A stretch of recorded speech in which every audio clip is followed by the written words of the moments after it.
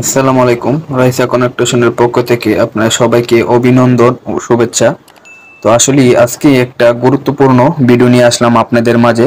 আমরা বীজ ডালাইয়ের আগে সঠিকভাবে কি আমরা কলমগুলা ডালাই দিতে পারি এবং বীজগুলা ডালাই দিতে পারি। আসলে সঠিক নিয়মগুলা অনেকেই জানে না। তো কিভাবে আমরা বীজ ডালাই দিবার আগে নিচের যে সোলিং করার আগে কি কি আমাদের গুরুত্বপূর্ণ কাজগুলা বাকি থাকে আসলে আমরা অনেকেই জানি না বা অনেকেই করে থাকি না, জানলেও অনেকে এই জিনিসগুলা করে থাকি না। তো দেখুন আজকে আপনাদেরকে বিস্তারিত দেখাবো যে আমরা বীজ ডালের আগে কি কি গুরুত্বপূর্ণ কাজগুলো আমরা মিস করে থাকি। তো প্রথমত আমরা ডাইরেক্ট সোলিং বিছাই ফেলি। তো আসলে প্রথমত এটাতে ডাইরেক্ট সোলিং বিছানোটা ঠিক না। তো নিচে দেখেন আমরা বালি দিতেছি, ঠিক আছে। সবগুলা আপনার গাতাতে আমরা কিন্তু বালি দিয়ে নিছি।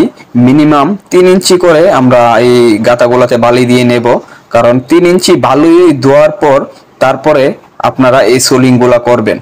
না হয় একজন ইঞ্জিনিয়ারের পরামর্শ আপনারা দয়া করে নিতে পারেন এই জিনিসগুলা সঠিক নাকি ভুল। আসলে আশা করি আপনারা আমার এই জিনিসগুলা দেখলে পুরো ভিডিওটা বুঝতে পারবেন আগে কি কাজগুলা করলে আমাদের অনেক উপকারে আসবে। তো আমরা দেখেন এখানে কিন্তু লাল বালু দিচ্ছি, ঠিক আছে। আমাদের এখানে সাদা বালুর এখন আনার কোনো সিস্টেম নাই, তাই এজন্য আমরা লাল বালু দিচ্ছি। তো আপনারা চাইলে এখানে বিডি বালু এবং সাদা বালুগুলো কিন্তু আপনারা ব্যবহার করতে পারেন। এবং 3 ইঞ্চি করে আপনারা এই সোলিং বিছানোর আগে কিন্তু আপনারা এই বালিগুলা দিয়ে নিতে হবে। 3 ইঞ্চির কমে বালিগুলা না দিলেই সবচেয়ে ভালো হবে। তো এই জন্য আপনাদের মাঝে এই ভিডিওটা শেয়ার করা।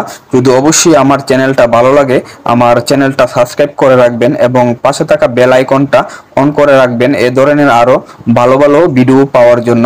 তো ইনশাল্লাহ দেখেন আমাদের কিন্তু প্রায় কলম হারা করার জন্য প্রস্তুত হয়ে গেছে, ঠিক আছে। আমরা কিন্তু সেন্টারের সুতাগুলো মেরে নিলাম এবং দেখেন আমাদের কিন্তু সোলিং বিছায়ে এবং চতুর সাইডে আমরা পোল্টিং দিয়ে নিছি। তো অবশ্যই এই জিনিসগুলো খেয়াল রাখবেন। যদি বেজগুলা বড় হয় অবশ্যই কাট লাগানোর চেষ্টা করবেন, আর যদি ঠিক নাফে আপনারা এই বীজগুলো কেটে থাকেন অবশ্যই পোল্টিং দিয়ে নেবেন। আর যদি আপনারা বড় কাটেন অবশ্যই মালিকের অনেক আপনাদের লস হয়ে যাবে, কারণ ডালাইগুলা বেশি লাগবে এবং সিমেন্ট এবং কণা বেশি লাগবে। আর যদি মাপ মতে কাটা হয় তো অবশ্যই কাট না দিলেও চলবে, চতুর সাইডে সুন্দরভাবে পলিটিং দিয়ে তো আপনারা এই জিনিসগুলা কাজ করতে পারেন এবং কলমগুলা দাঁড় করে ডালাই সম্পন্ন করতে পারেন। তো ইনশাল্লাহ দেখেন আমাদের কিন্তু কলম দাঁড় করানো হয়ে গেছে। তো আমাদের ডালার জন্য অবশ্যই সবগুলো প্রস্তুতি নেওয়া হয়ে গেছে। অবশ্যই মিশিং দিয়ে আমরা এই বীজগুলা সবগুলা বীজ আমরা ডালাই দেওয়ার চেষ্টা করব। তো আসলে এখানে মিশিং কিন্তু আমরা নিয়ে আনছি, তো এই জন্য আমরা চেষ্টা করব আপনাদেরকে পুরো ভিডিওটা দেখানোর জন্য। তো অবশ্যই আমার চ্যানেলটা যদি ভালো লাগে আর এ ধরনের ভালো ভালো ভিডিও পেতে চান অবশ্যই বলবো আমার চ্যানেলটা সাবস্ক্রাইব করে রাখবেন। আর যারা আমার চ্যানেলটা সাবস্ক্রাইব করে রেখেছেন সবাইকে অসংখ্য অসংখ্য ধন্যবাদ। তো অবশ্যই আপনারা আরেকটা কাজ করবেন, যখন মিশিং দিয়ে ডালাই দিবেন দেওয়ার পরে অবশ্যই বাইবিটার মারার চেষ্টা করবেন।